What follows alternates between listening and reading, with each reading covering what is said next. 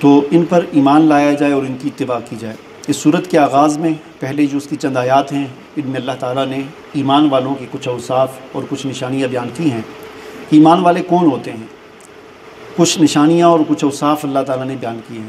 پہلی چیز فرمائی قد افلح المؤمنون، ایمان والے فلاح پا گئے۔ فلاح کہتے ہیں کامیابی کو، ایسی کامیابی کہ جس کے بعد دوبارہ ناکامی نہ آئے، اس فلاح اس کامیابی کو کہتے ہیں۔ کامیابیاں بہت سارے ایک ہوتی ہے نا، کامیابی مل گئی بعد میں پھر کوئی گڑبڑ ہو گئی، ناکامی ہوگی، لیکن فلاح اس کامیابی کو کہتے ہیں کہ جس کے بعد ناکامی نہ آئے، یعنی ہر مراد حاصل ہو جائے، ہر کامیابی مل جائے، اس کے بعد ناکامی نہ ہو۔ ظاہر بات ہے کہ ایسی فلاح، ایسی کامیابی کی جس کے بعد دوبارہ ناکامی نہ ہو، یا ایسی خوشی جس کے بعد دوبارہ غم نہ ملے، یہ آخرت میں ہی مل سکتی ہے۔ تو لہٰذا یہاں پر فلاح سے مراد آخرت کی کامیابی کا ذکر ہو رہا ہے کہ آخرت میں، آخرت کی کامیابی کن لوگوں کو ملتی ہے؟ نمبر 1 الذین هم فی صلاتہم خاشعون، جو اپنی نمازوں میں خشوع اختیار کرتے ہیں۔ خشوع عاجزی کو کہا جاتا ہے، اور لغوی معنی اس کو ہوتا ہے سکون، یعنی انسان کے اندر سکون ہو، اس کی نماز کے اندر بہت زیادہ بلا ضرورت جو ہے وہ حرکت نہ ہو۔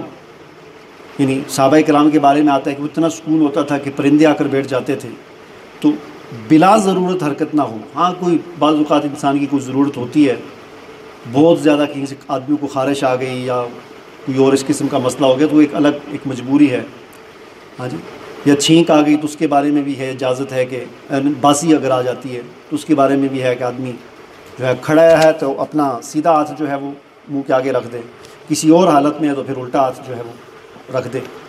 تو یہ ایک ضرورت ہے۔ اس کے علاوہ بعض لوگوں کی عادت ہوتی ہے کہ بہت زیادہ وہ حرکت کرتے ہیں، بار بار قمیض ٹھیک کرنا، بار بار داڑھی میں ہاتھ مارنا، تو یہ عمل کثیر بن جاتا ہے، جس سے نماز بار بار کرنے سے، اور عمل کثیر اگر بن جائے نماز بعض اوقات ٹوٹ بھی جاتی ہے۔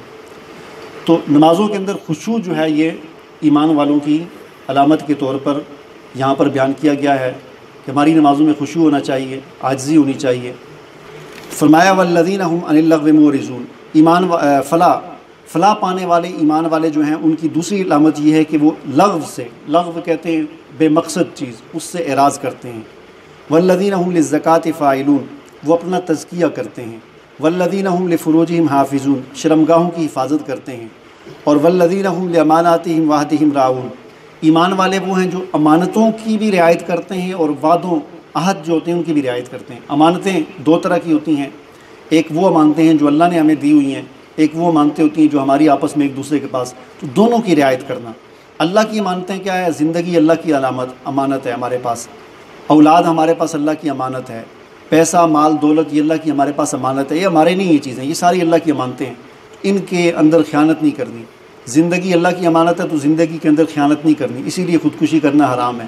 لہٰذا ایسا نہیں ہے کہ یہ زندگی میری ہے تو میری مرضی ہوگی، نہیں، زندگی اللہ کی ہے، اللہ کی مرضی، مال اللہ کا ہے تو مرضی بھی اللہ کی چلے گی، ٹھیک ہے جی۔ تو ان چیزوں کے اندر رعایت کرنا۔ والذین هم علی صلاتہم یحافظون، اور فلاح پانے والے ایمان والے تو وہ ہیں کہ جو اپنی نمازوں کی حفاظت کرتے ہیں۔ شروع میں فرمایا کہ نمازوں کے اندر خشوع ہوتا ہے، اب فرمایا جا رہا ہے کہ وہ اپنی نمازوں کی حفاظت کرتے ہیں۔ نماز کی حفاظت کیا ہے؟ نماز کی حفاظت کا ایک مطلب یہ ہے کہ باقاعدگی کے ساتھ نماز پڑھتے ہیں، ایسا نہیں کہ کبھی نماز پڑھ لی کبھی نہیں پڑھی، کبھی جماعت کے ساتھ پڑھ لی کبھی اکیلے پڑھ لی، کبھی گھر میں پڑھ لی کبھی مسجد میں پڑھ، ایسا نہیں۔ محافظت صلاۃ یہ ہے کہ نماز کے اندر باقاعدگی ہو، کبھی نہ چھوڑے آدمی نماز، اور ہمیشہ کوشش کرے، مرد ہے تو ظاہر بات اس کے لیے ہے کہ مسجد میں نماز پڑھے، پھر مسجد میں بھی اس کے لیے جماعت کے ساتھ نماز پڑھے، اور جماعت میں بھی کوشش کرے کہ تکبیر اولیٰ کے ساتھ نماز پڑھے، یہ ہے محافظت صلاۃ۔ پھر نماز پڑھتے ہوئے اس کی حفاظت کرنا، اس میں پھر وہ چیزیں آ جاتی ہیں کہ وہی چیزیں آ جاتی ہیں کہ فضول حرکات نہیں کرنی، مکروہات نماز، ایسی جو چیزیں جو نماز میں مکروہ ہیں ان سے بچنا، یہ ساری چیزیں نماز کی حفاظت میں آ جاتی ہیں۔